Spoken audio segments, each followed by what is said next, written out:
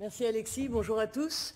Je suis ravi d'être ici à l'ADF avec vous pour pouvoir discuter des échecs et essayer de mieux comprendre dans quelle situation on peut dire qu'on est face à un échec. On va donc voir ensemble ce qu'est un échec et surtout comment diagnostiquer cet échec. Dans ce premier cas, on va tous être plutôt d'accord qu'on est face à un échec. On a un traitement inadéquat et on a une lésion périapicale. Dans le cas de cette prémolaire, on s'aperçoit qu'il y a également une lésion périapicale, qu'on a des canaux qui ne sont pas traités de façon adéquate, il y a peut-être même un canal supplémentaire, et en plus on a une restauration coronaire qui n'est pas tout à fait conforme à ce qu'on aimerait avoir comme restauration coronaire. Est-ce que l'extrusion de matériaux dans le périapex va présenter un échec? Comment est-ce qu'on diagnostique ce genre de cas? Qu'est-ce qu'on va décider de faire? Quel va être le pronostic de cette dent, où clairement on est dans une phase d'échec avec une résorption de la portion apicale de la racine. Les instruments fracturés diminuent-ils notre pronostic de réussite? Une fausse voie, une perforation au niveau apical ou une perforation au niveau coronaire mais envahissant le système endodontique, à quel point vont-ils diminuer notre pronostic de réussite? C'est très important de savoir quel va être notre pronostic pour pouvoir donner des vraies clés à notre patient et des vraies réponses pour lui proposer le traitement adéquat. Et donc, un échec, c'est quoi? C'est de rater systématiquement sa cible ou c'est de réussir à la toucher au moins une fois? Parce qu'on veut toujours essayer. Ce qu'on a toujours appris, il faut au moins essayer. Et donc, si on essaye, c'est qu'on est en train d'essayer de viser un succès. Et donc, qu'est-ce que le succès? Le cas de cette molaire supérieure, où il y a une lésion périapicale importante, le patient ressent des douleurs sur cette dent, le traitement endodontique va être réalisé, il y a un canal supplémentaire qui est travaillé, désinfecté et obturé, et 1 an plus tard, on se retrouve avec une dent, on a une lésion périapicale qui a guéri, enfin qui n'est plus présente radiologiquement, et où la dent est utilisable par le patient, elle est fonctionnelle. Ça, clairement, moi, quand je le vois, je suis contente de mon travail et je me dis que je suis face à un succès. Mais est-ce que ça va être un succès de critère, est-ce que ça va être un critère de succès universel? Cette dent, qui présente une lésion périapicale, là au niveau de la racine mésiale et de la racine distale, plus diffuse au niveau de la racine distale, le traitement endodontique va être réalisé et 6 mois plus tard, on observe déjà un début de guérison au niveau de la lésion radiologique. Mais donc comment est-ce qu'on va définir ce succès ou cet échec? Ça, beaucoup de gens se sont posé des questions et surtout se sont demandé si ça va être en fonction de la taille de la lésion. Est-ce que ce qu'on voit à la radio va avoir une vraie influence pour définir un succès ou un échec? Et quel type de radio est-ce qu'on va utiliser? Est-ce qu'on va prendre en compte la fonctionnalité de cette dent? Cette question de fonctionnalité, elle est apparue grâce à l'implanto. C'est quelque chose qu'on n'utilisait pas trop avant, mais en implanto, c'est quelque chose qu'ils utilisent systématiquement, la survie. Dans ce cas-ci, tous les implants sont des succès. Celui qui n'est pas utilisé, qui est fracturé ici, pas de perte de spire. Celui-là, c'est le meilleur. Ici, perte de spire sur la moitié de la longueur de l'implant, et pourtant c'est un succès. Et ça, en endo, c'était pas des succès. Et donc on s'est un peu posé des questions pour savoir comment classer un succès et un échec, et également pour savoir dans quelle situation on devait traiter une dent. Quand est-ce qu'on devait décider d'intervenir? Parce qu'on a beau se poser des questions, il y a certaines situations qui sont évidentes pour tout le monde. Lorsqu'un traitement n'est pas réalisé, si un test thermique de sensibilité thermique est négatif sur cette dent, évidemment que tout le monde va aller faire le traitement. On a une lésion périapicale, on a une dent qui ne réagit pas au test thermique, qui est peut-être douloureuse, pas de question, on fait le traitement endo. Par contre, lorsqu'on va recevoir un patient avec cette dent, si c'est la première fois qu'il vient chez nous, on va se poser des questions. On a une restauration coronaire qui est de très bonne qualité, on a un traitement endodontique qui semble de bonne qualité, et pourtant on a une lésion périapicale au niveau de la racine mésiale. Qu'est-ce qu'on fait? Est-ce qu'on réintervient d'office? Est-ce qu'on surveille? Ce n'est pas toujours facile de pouvoir décider. Et donc, au fur et à mesure du temps, différents auteurs se sont intéressés à ça et ont essayé de nous aider à y voir un peu plus clair. Le premier, c'est Orstarvik en 86, donc il y a 31 ans, qui va nous proposer une classification pour qu'on puisse, de façon internationale, dire s'il y a une lésion ou pas. Il y a 3 possibilités, il n'y a pas de lésion, il y a peut-être une lésion, et c'est sûr et certain, il y a une lésion. Dans le cas 4 et 5, ça veut dire qu'on est en face d'un échec. 2 et 3, on ne sait pas. 1, super, il n'y a rien du tout. Et donc un succès, c'était que la catégorie 1. Donc ça limitait énormément les succès en endo. Mais surtout, c'était fait sur une étude précédente qui se basait que sur des dents monoradiculées. Et donc, cette incisive qui présente une lésion style classe 5, il y a une lésion claire et nette sur cette dent, elle est complètement en échec, d'après cette étude. Par contre, au niveau de cette molaire, on a un échec au niveau de la racine distale, classe 5, mais pas d'échec au niveau de la racine mésiale, en tout cas pas visible sur cette radio. Et donc, c'est assez difficile de se poser de poser un diagnostic sur cette dent, à cause de ça. L'avantage, par contre, de cette échelle, c'est que ça nous permet de suivre dans le temps. Si on regarde cette molaire inférieure, en 2012, novembre 2012, il y a une lésion au niveau de la racine mésiale et de la racine distale. Le praticien décide de ne pas intervenir et de surveiller. 1 an plus tard, on se retrouve avec une lésion beaucoup plus importante au niveau de la racine distale. Donc là, il va décider d'intervenir et le traitement va être réalisé. Une fois que le traitement est réalisé, on surveille la dent dans le temps et on se retrouve 15 mois plus tard avec une lésion qui a grandement diminué au niveau de la racine distale, mais qui n'a pas du tout bougé au niveau de la racine mésiale. Dans quelle catégorie est-ce qu'on va mettre cette dent? Est-ce que c'est un échec? Est-ce que c'est un succès? La dent est maintenant utilisable par le patient et elle n'est pas du tout symptomatique. Ça devient compliqué. Du coup, on va avancer un peu plus dans le temps et on va servir des nouvelles technologies. Il y a l'évolution qui est arrivée évidemment avec le cone beam et on a quelque chose de similaire mais de plus performant qui va nous permettre de voir plus de choses. Et donc, il y a un nouvel index qui va être créé. Parce que vous avez peut-être remarqué, mais en dentisterie, on adore les index, on adore les classifications, et dès qu'on ne sait pas très bien où mettre quelque chose, on fait une classification. Et donc pour EconBeam, on a fait une classification. Le problème de cette classification, que ce soit sur les incisives ou sur les molaires, c'est qu'on va systématiquement regarder la hauteur de la lésion, la largeur de la lésion et la profondeur de la lésion. Mais on n'aura que des surfaces de lésion et on va prendre la surface la plus importante. On ne va pas s'intéresser au volume, malheureusement. Donc, pour classifier une lésion, c'est un peu plus compliqué, même si maintenant on a 2 outils supplémentaires qui sont la voussure de la lésion ou la perforation osseuse de la lésion. Par contre, le code BIM va nous aider à anticiper ce qu'on doit faire. Va vraiment nous aider à anticiper ce qu'on doit faire. Je vais vous présenter un cas d'une 45. Les radios sont vraiment pas de très bonne qualité parce que les radios sont faites pour les implants, mais le cas est intéressant. 45, lésion périapicale. On me demande de réaliser le retraitement de cette dent. La seule autre radio que j'ai à vous montrer, qui n'est pas de qualité bien supérieure, c'est celle-ci où on voit que le traitement n'est pas terminé. Et le traitement, il n'est pas terminé sur cette dent pour une raison assez simple. Il y a un cone beam évidemment qui avait été réalisé pour les implants, pas pour l'endo.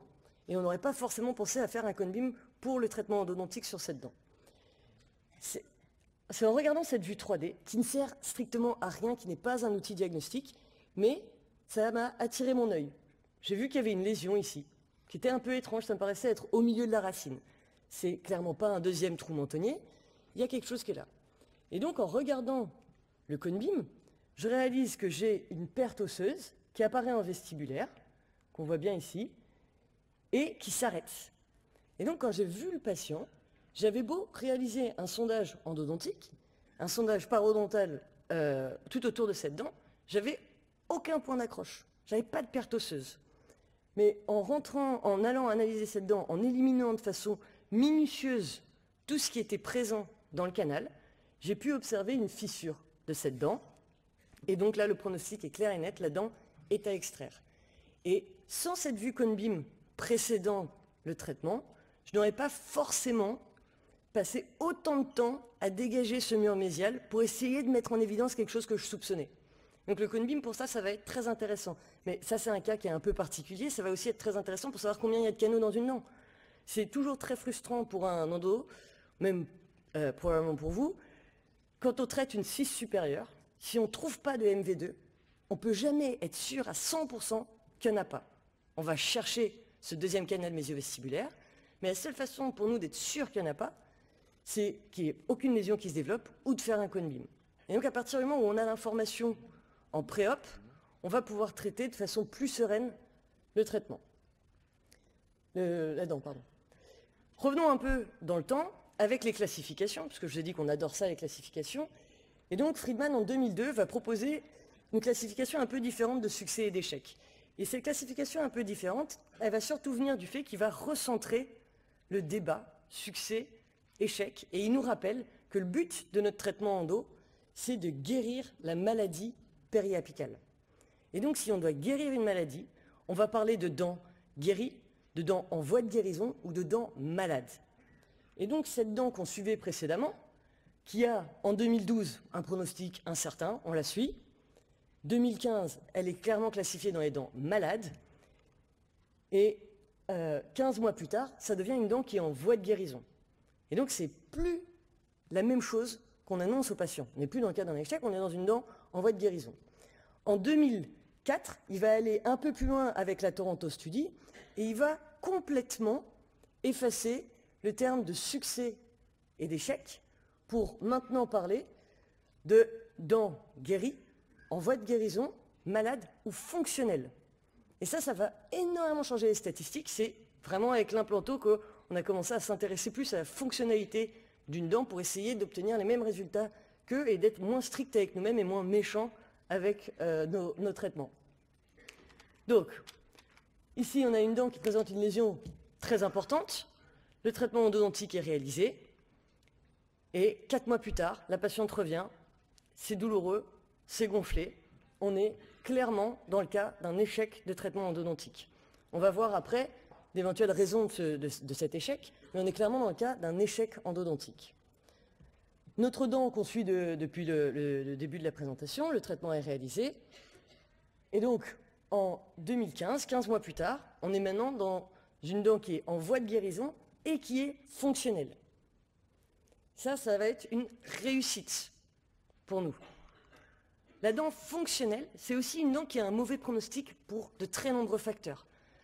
Cette incisive inférieure, elle a un mauvais pronostic paro, elle a un mauvais pronostic endo. Mais la patiente est sous biphosphonate, je ne peux pas lui extraire la dent. Donc on va réaliser le traitement et 6 mois plus tard, on est déjà avec une guérison osseuse. La dent, elle est de nouveau, ça devient une dent qui est en voie de guérison et qui est fonctionnelle. Son problème paro, il est toujours là. On ne va pas réussir à éliminer ce problème paro, mais la dent, elle est moins mobile, elle n'est pas douloureuse et la patiente peut s'en servir tous les jours. Et enfin, le terme de dent guérie. On a une dent qui présente une lésion périapicale assez importante et qui englobe entièrement la racine mésiale. Le traitement endodontique est réalisé et 15 mois plus tard, on a une dent qui est guérie et fonctionnelle. Donc dans le terme de dent guérie, dans le terme de dent fonctionnelle, on a les dents en voie de guérison et les dents qui sont guéries. De nouveau, une dent qui présente une lésion importante avec une fistule, traitement réalisé, et 1 an plus tard, on a une dent où il y a une reconstruction qui est utilisable par le patient, qui ne fait pas mal, et donc on est dans le terme d'une dent guérie et fonctionnelle. Et ça, au niveau des statistiques, ça va tout changer. Vous n'êtes plus en train de proposer à votre patient... Hop, je suis désolé, j'ai un petit problème de slide. J'arrive sur la vraie slide. Voilà. On a une dent guérie où on a 80% de taux de réussite et une dent fonctionnelle où on est aux alentours de 93% de réussite. Ça, c'est énorme de pouvoir proposer cette différence à son patient. Vous allez chez un médecin qui va vous proposer n'importe quelle opération et il vous dit que 4 cas sur 5, ça fonctionne.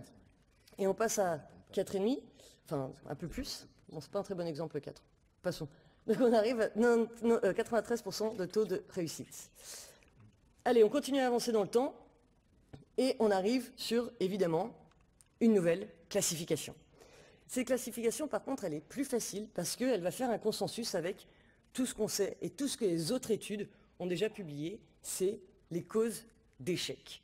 Qu'est-ce qui va potentialiser le risque d'échec de votre traitement?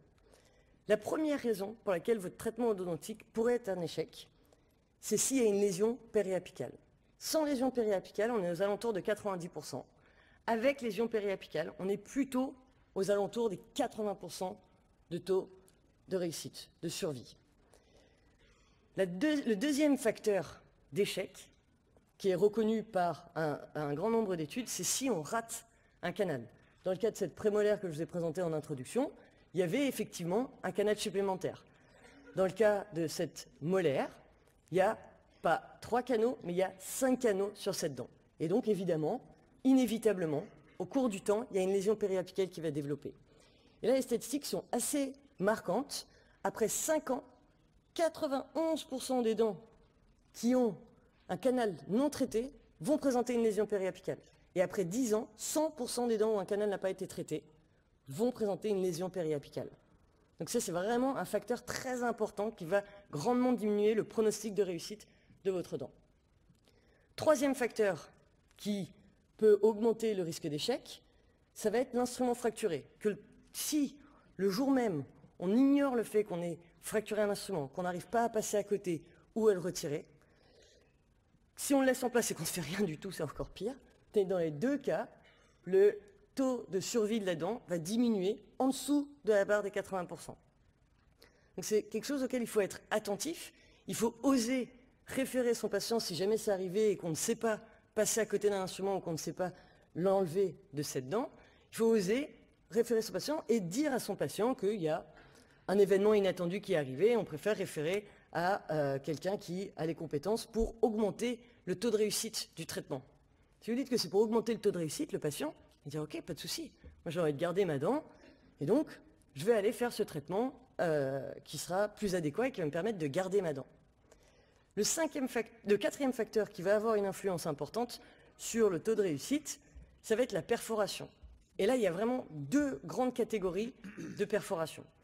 Il y a la perforation sans lésion et la perforation avec lésion. On n'est évidemment pas du tout dans le même cas. Lorsqu'on va extraire cette 6, on se rend compte qu'on a une lésion qui est très importante et une perforation surtout qui est très très importante. Dans le premier cas, en fonction des études qui sont en train de venir et de s'améliorer, on était aux alentours de 70% de taux de réussite. Ça, c'était quand on mélangeait tous les matériaux disponibles. Maintenant qu'on a des biomatériaux qui sont plus actifs et qui permettent à la dent de mieux guérir, les études sont en train de montrer qu'on arrive à plus de 80% de taux de réussite. Donc une perforation qui est maîtrisée, sans lésion autour de la sortie de voie, va avoir un bon taux de réussite tout de même. Alors qu'une lésion comme celle-ci, avec une perforation aussi grande, là clairement votre pronostic, il est en chute libre et la dent est à extraire. Il y a un moment, il faut être lucide quand même avec ce qu'on est en train de faire et on ne peut pas tout sauver. Et enfin, la dernière étude dont je vais vous parler avant de passer au pronostic, et c'est une que j'aimerais vraiment que vous gardiez en tête, c'est une revue de la littérature de 2017. Et je vais vous parler que d'une chose sur cette étude, c'est les échecs comparant l'implanto et l'endodontie. Quelle que soit l'étude, les taux d'échec sont vraiment très similaires entre l'implanto et l'échec. Première étude, exactement pareil. Deuxième étude, l'endodontie a un moins bon taux d'échec, donc un meilleur taux de réussite. Troisième étude, la même chose. Et donc, croire que systématiquement, parce qu'il faut refaire un traitement ou parce qu'il y a un obstacle dans la dent, il faut aller l'extraire parce que l'endo, ça ne fonctionne pas, c'est pas vrai. L'endo, ça fonctionne super bien quand on se donne les moyens de comprendre pourquoi on a un échec pour pouvoir le traiter correctement. Donc maintenant qu'on est tous d'accord sur ce qu'est un échec, on va voir comment diagnostiquer cet échec et comment le traiter. Si on revient sur cette dent, je ne sais pas pourquoi ça ne passe pas. Voilà. Si on revient sur cette dent, quand vous la recevez, qu'est-ce que vous faites? Retraitement, orthograde, rétrograde, est-ce qu'on l'observe, est-ce qu'on l'extrait? Le plus important quand vous recevez une dent, imaginez que c'est un patient qui débarque chez vous, qui vient de déménager de Bruxelles à Paris, parce qu'il s'est dit que Paris c'était bien mieux que Bruxelles. Et j'arrive et je viens pour faire mon contrôle annuel et faire mon détartrage. Vous faites une débite-wing ou une radio panoramique, vous voyez qu'il y a une dent où il y a un traitement endo, donc vous faites une radio périapicale pour vérifier que tout va bien au niveau de cette dent où il y a un traitement endodontique, et vous découvrez cette lésion. C'est assez embêtant. C'est assez embêtant et on ne sait pas s'il faut réintervenir ou pas. Première chose à faire, c'est évidemment d'observer et de se renseigner. Renseignement, c'est le jour J, demander au patient s'il a des symptômes. Trop souvent, on oublie cette phase-là, demander s'il y a des symptômes, vérifier s'il y a un signe clinique. Est-ce qu'il y a un sondage parodontal ponctuel? Est-ce qu'il y a une douleur à la percussion? Est-ce que la dent est mobile? En fonction de ça, on avance. Essayez d'obtenir des renseignements antérieurs. Est-ce que le patient se souvient quand le traitement a été réalisé? C'est la notion de temps est évidemment importante. S'il a fait ce traitement il y a 25 ans, on est en droit de se dire qu'il y a peut-être une lésion qui est en train d'apparaître. S'il a fait le traitement il y a 1 an, ou il y a 6 mois, alors on va se demander si ce n'est pas quelque chose qui est plutôt en voie de guérison. Est-ce qu'il se souvient des types de douleurs qu'il avait sur sa dent? Si jamais il nous raconte que c'est une dent où il n'avait pas dormi de la nuit, à chaque fois qu'il buvait du froid, c'était affreux, il sautait au plafond, on sera clairement en face d'un échec de traitement endodontique. Une pulpite irréversible, donc pas dormi de la nuit, froid qui est très très douloureux, etc. Pulpite irréversible, c'est une dent qui est stérile, sans lésion périapicale. Si par la suite il y a une lésion, c'est 100% de notre faute. Et donc là, clairement, il faudra réintervenir au niveau de cette dent. Si par contre c'était des douleurs sourdes, ça traînait, c'était là, il a dû prendre des antibiotiques, il avait gonflé, alors on est plutôt dans le cas d'une parodontite apicale aiguë. Et donc, c'est peut-être en voie de guérison. Et il reste 2 autres questions que vous pouvez poser à votre patient. Est-ce que la digue a été utilisée? Le mot digue, il ne s'en souvient pas toujours, mais quand vous lui montrez la feuille de plastique en général, il se souvient très bien. Et enfin, est-ce que le traitement a duré longtemps? La durée du traitement, c'est beaucoup plus subjectif. Si un patient a l'habitude d'être reçu par son dentiste en 10 minutes, si le traitement a duré une demi-heure, il va avoir l'impression que ça a duré longtemps. S'il est reçu par un endo, il aura l'impression que ça va durer super longtemps. Donc c'est assez subjectif, mais ça peut vous donner tout de même une indication. Une fois que vous avez réuni toutes ces informations, vous avez déjà un diagnostic qui va être un peu plus précis. Et idéalement, ça c'est vraiment dans le cas idéal, c'est de récupérer les radios. Dans ce cas-ci, on a les radios préopératoires, enfin la post-op du jour J et la radio préopératoire, et on est en fait 12 mois plus tard avec une dent qui est en voie de guérison. Donc on ne va pas réintervenir sur cette dent. On va continuer à la surveiller pour vérifier qu'elle guérit. Et surveiller une dent pour voir si elle guérit, c'est vraiment quelque chose qui est important, et c'est la notion de temps est essentielle pour savoir si on doit réintervenir au niveau d'une dent ou pas. Si on prend l'exemple de cette 22, 2009, lésion périapicale. Pourtant, le praticien, il savait que son endo avait bien travaillé, donc il se dit, bon, c'est bizarre. Il va revoir dans ses fichiers à lui comment la dent était précédemment. Il se rend compte qu'en 2007, il y avait une lésion qui était beaucoup plus importante. Donc il se dit, bon, super, la dent est en train de guérir, madame, vous inquiétez pas, on va surveiller l'année prochaine. 2010, il fait une radio, toujours la lésion. 2012, il fait une radio, toujours une lésion. 2015, 2012, 2015, il fait une radio, toujours une lésion. Il ne sait pas très bien quoi dire à la patiente, mais il ne sait pas s'il peut encore dire après 8 ans que la dent, elle est en voie de guérison, ou est-ce que la dent est guérie. Mais en tout cas, ce que le praticien sait pour sûr, c'est qu'en 2007, la dent était douloureuse, et 8 ans plus tard, elle est asymptomatique, elle est fonctionnelle. Tous les jours, la patiente, elle sourit avec sa dent, elle mange avec sa dent, et elle est tranquille. Donc, la notion de temps, elle est vraiment, vraiment essentielle pour savoir où on se situe par rapport à une lésion. Si on a une dent qui n'est pas douloureuse et qui ne présente aucun signe clinique, il faut toujours se demander où en est le traitement par rapport à la réalisation de ce dernier. Là où ça devient un peu plus embêtant, c'est de se demander ce qu'on fait dans des cas où le traitement n'est pas impeccable. Et donc, on va surveiller, on va évidemment devoir observer cette dent et regarder cliniquement ce qu'il en est. Et donc, si la dent, je vais revenir sur la radio, voilà. Si la dent, ici, l'obturation coronaire est étanche, le patient ne souhaite pas modifier sa restauration. Il n'a pas de douleur sur sa dent. Il n'en a jamais eu. On peut éventuellement se dire qu'on va observer. Moi, en tant qu'endo, ça me brûle les yeux, j'ai envie d'aller mettre des limes dans les canaux, évidemment. Mais si le patient n'a aucune demande, n'a aucune plainte, on peut éventuellement surveiller cette dent dans le temps. Et à moindre signe, alors intervenir. Par contre, s'il veut refaire la restauration coronaire, parce que quand il sourit, on voit un gros plombage gris, il n'aime pas, et qu'on veut une restauration adéquate, alors on va évidemment refaire le traitement pour être sûr d'être sur un socle sain. Donc c'est également un cas qui est assez embêtant, c'est un traitement qui n'est pas bien fait.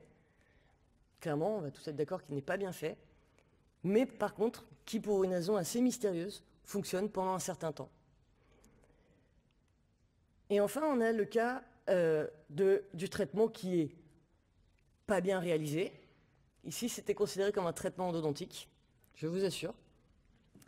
Ou le cas d'un traitement qui n'est pas trop mal fait, mais avec une lésion, une restauration coronaire qui n'est plus présente, et une dent qui est pas douloureuse, mais un peu gênante pour le patient. Donc, on va se demander ce qu'on va faire, mais surtout, avant de faire quoi que ce soit, on va observer et on va réaliser nos tests cliniques.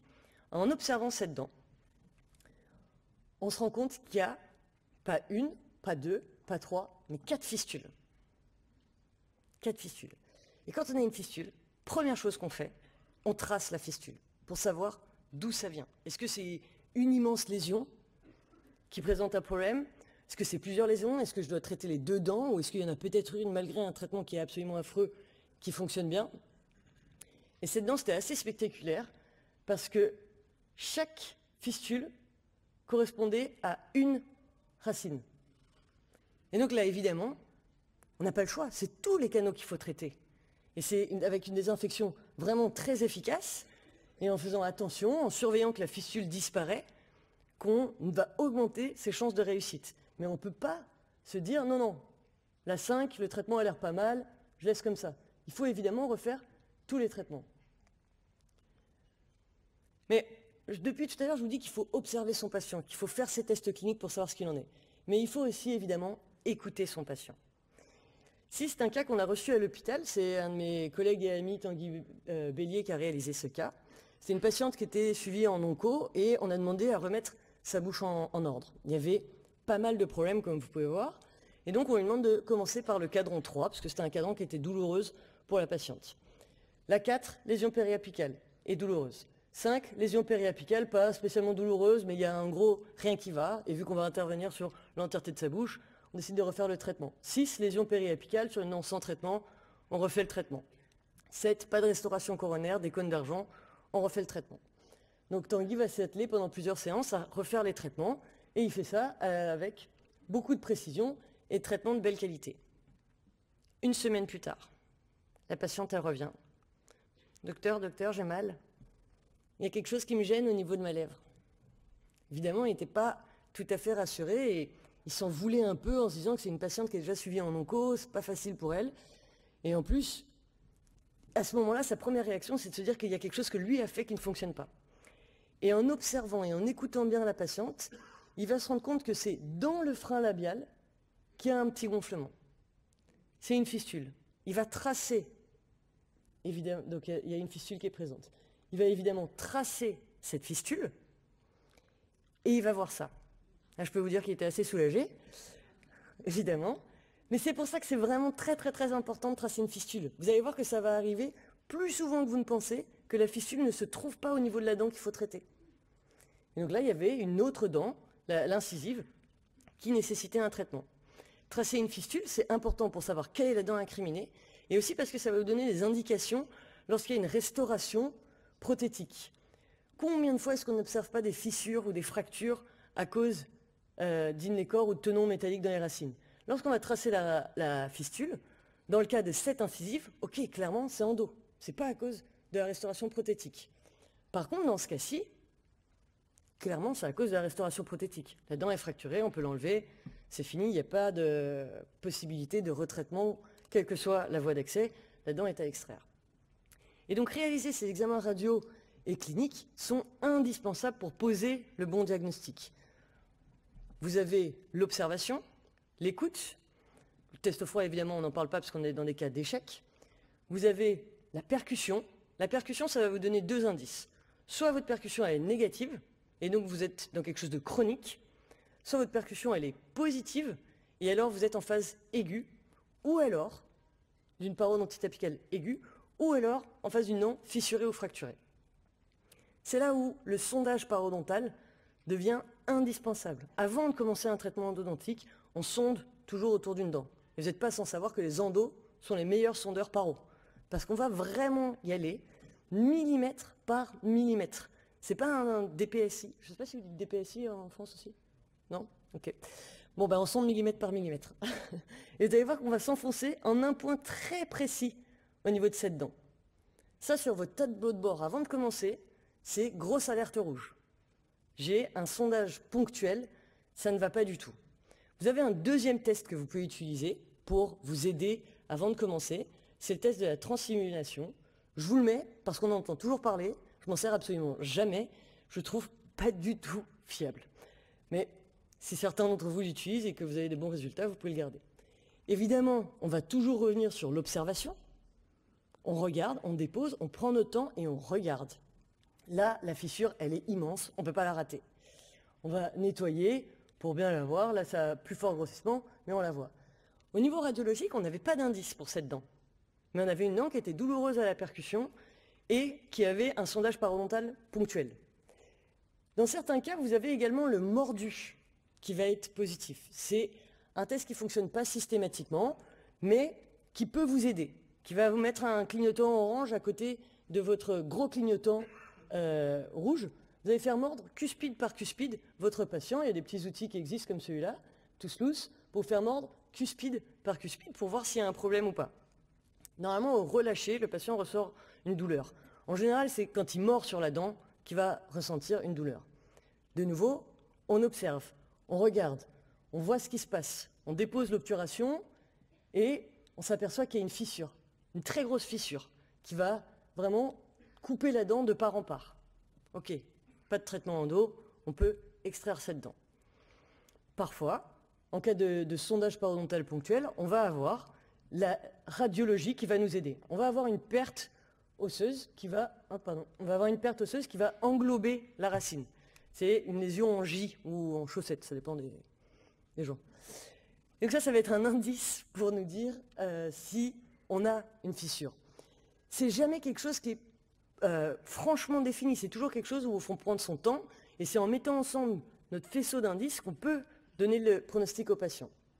Et c'est un peu de la triche ce que je fais depuis tout à l'heure. Parce que moi j'utilise un microscope et évidemment je vois les choses en très très grand. Et donc c'est beaucoup plus facile et la fissure devient évidente.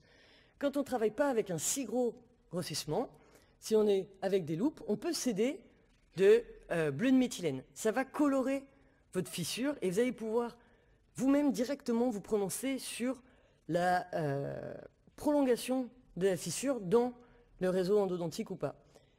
On a une lésion qui englobe entièrement la racine mésiale de cette dent.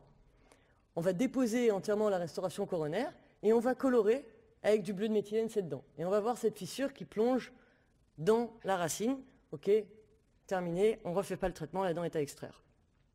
Cette autre dent, où là, bon, la fissure est peut-être plus évidente au départ, mais lorsqu'on va la colorer, elle devient très évidente et on voit qu'elle plonge complètement dans la racine. Si je vais par contre à plus fort grossissement, évidemment, ça c'est qu'avec un microscope, mais on voit vraiment que ça plonge. Mais déjà avec un bleu de méthylène et à l'œil nu, on va se rendre compte de l'étendue de cette fissure.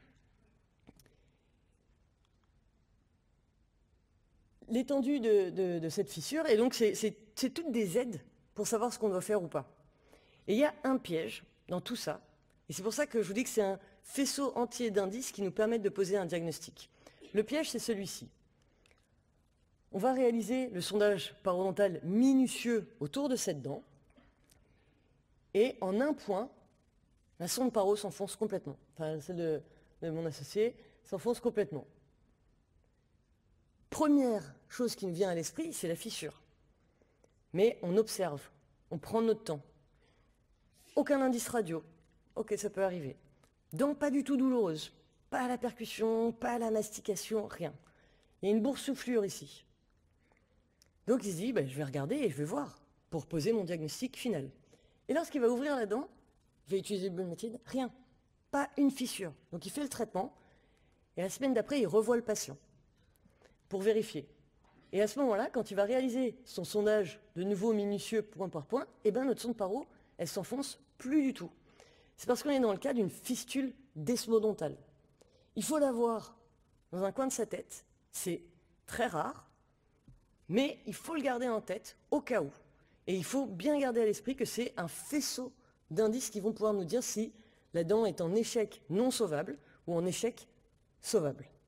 Je ne vous parle pas évidemment des cas de fracture qui, eux, peuvent même être diagnostiqués par le patient. Et donc, une fois que vous avez votre diagnostic, que vous connaissez la cause de l'échec de votre traitement, vous connaissez les pronostics, vous allez pouvoir proposer le traitement le plus adéquat à votre patient. Marie et Bertrand reviendront plus en détail sur les types de traitements que vous pouvez réaliser. Je vous remercie pour votre attention.